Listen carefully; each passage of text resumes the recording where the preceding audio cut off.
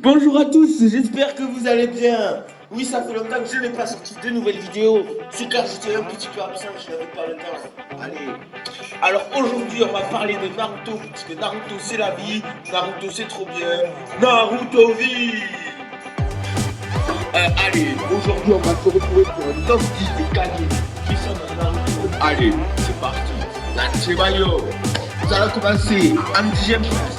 Kakashi, le du village de Konoha, qui devient le 6e Hokage, ancien chef de l'équipe 7, et mentor de Naruto Sasuke Sakura. Il est connu pour son utilisation de Sharingan. En tant que ninja copieur, il est juste monstrueux.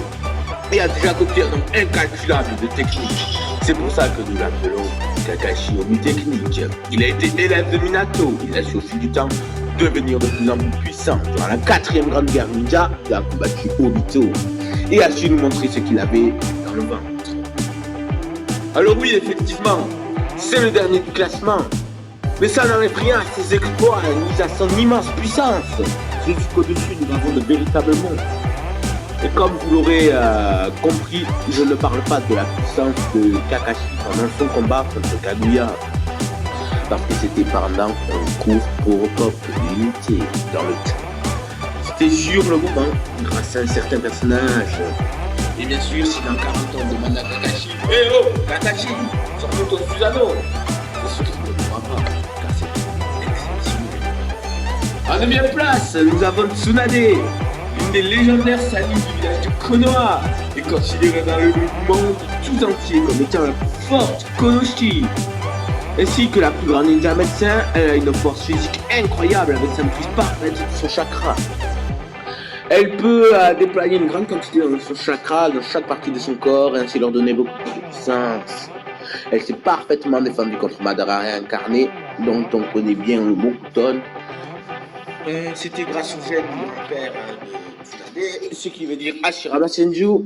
Il aurait été très mal s'il n'avait pas eu les gemmes du grand-père Tsunade.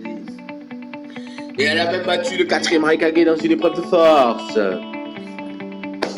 Poursuivons. À la 8e place, nous avons Ei, le 4e Raikage. Il possède une vitesse phénoménale et une force incroyable. C'est un surhomme, chef dans l'Alliance, Shinobi. Il prouvera sa puissance à de nombreuses reprises. Une incroyable armure de Raiden, un combat, un chakra comparable à celui de Biju. Histoire de se faire une idée, il se dit qu'il est le plus rapide des ninjas après la mort du 4e Hokage Minato. Nous y reviendrons plus tard. Allez.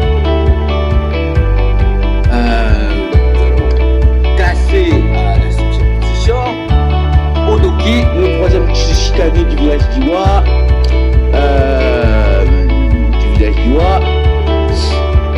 Dans son village, personne n'était assez puissant pour détourner son titre. Le Shikage. Malgré son grand âge, il a une immense expérience de combat. Sans l'aide de Sasuke, il serait mort. Avec l'attaque d'Onoki, il possède le Jinton, une des attaques les plus puissantes et destructrices dans Naruto. Il permet selon Moule, le maître de Onoki, d'allonger la durée de vie. Deidara est un personnage emblématique de l'univers de Naruto. Onoki est un grand ninja et mérite les 6 à 8e place dans le top 10 des Kage les plus puissants de tout le temps. Et là on peut se demander pourquoi il est plus fort que le 4e Raikage. Bah c'est simple que durant la 4e grande guerre ninja, Onoki était le seul capable de rivaliser avec nous, son maître.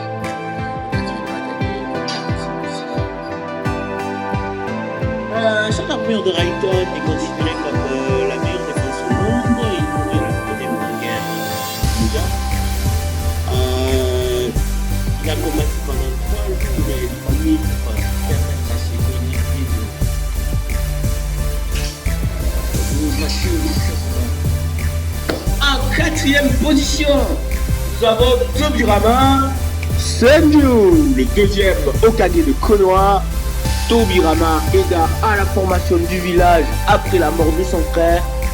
Il devient le 2e du nom. 2e du nom est égal à 2e Hokage, pour ceux qui ne le savent pas. Il devient donc 2e du nom lors d'une bataille de la première grande guerre ninja. par une vingtaine de ninjas d'élite, et je dis bien d'élite. Le commis drogué par Kumkaku, Tobirama se sacrifia et choisit son élève Hiruzen Sarutobi pour lui succéder en tant que troisième du nom. Tobirama était le shinobi le plus puissant du monde. À la mort de son frère, Tobirama se révèle d'une grande intelligence et capable d'analyser n'importe quelle situation en peu de temps.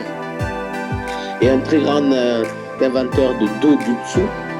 Il créa notamment la réincarnation des hommes, technique interdite, le déplacement instantané, Minato l'utilise, ou encore le multiclonage. Voilà quoi. Acter le multiclonage.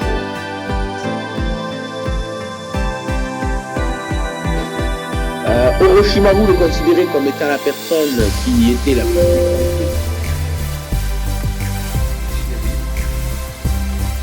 Voilà ce que je pourrais vous dire de plus sur notre fameux Tobirama Senju. Pour échanger son âme avec celle de Sasuke, ils sauvaient, heureusement, ils ont réussi à sauver Kabuto, ils soignaient Sasuke à temps. Bien sûr, si Tobirama n'était pas là, nous ne serons pas sûrs que Sasuke serait toujours en vie. Allez. En troisième place, nous avons Hashirama Senju. Hashirama Senju est le premier Hokage de Konoha pendant la guerre et devient depuis rapidement un homme de paix et le fondateur du village caché de Konoha, chef du célèbre clan Senju. Est aussi un expert en Mokuton, l'art de manipuler le bois. Le Mokuton a des effets sur les démons à queue. Le Mokuton est extrêmement solide. C'est l'homme qui a battu seul Madara et Kyuubi. Et aussi un véritable démon en combat. En deuxième place, nous avons Minato, Namikaze et Hiruzen Sarutobi. Alors oui, ici, je sais que ça va crier, mais ne vous inquiétez pas, je le sais. Mais laissez-moi vous expliquer pourquoi Minato et Hiruzen Sarutobi sont plus puissants que Hashirama et Tobirama Senju. Dans une interview de Masashi Kishimoto Tsuningen, un intervieweur de manga à Kishimoto, bien sûr, nous y sommes, pouvez-vous vous dire si Minato était le puissant ninja qui n'ait jamais existé?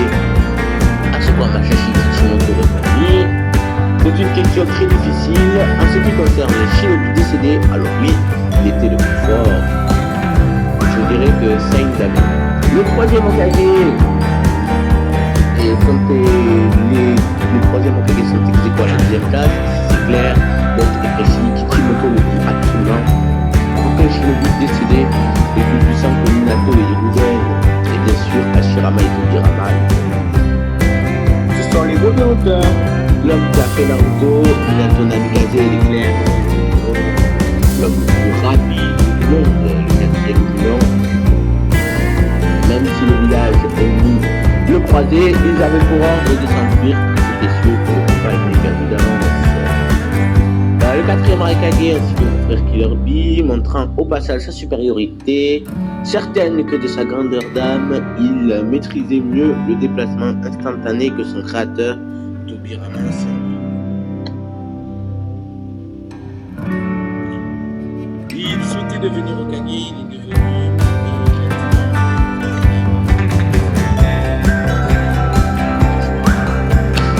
En première place, nous avons Naruto Uzumaki, qui est le 7ème Hokage. C'est le shinobi le plus puissant de tous les temps. À la fin, c'est Kyuubi qui contrôle à 100%. C'est Kyuubi qui contrôle à 100%. Donc un véritable maître en invocation. Aussi un maître en senjutsu et en futon. Il maîtrise des techniques de l'arme Trikudo. Expert en taijutsu rare. Sauf ceux qui peuvent se permettre de battre contre lui.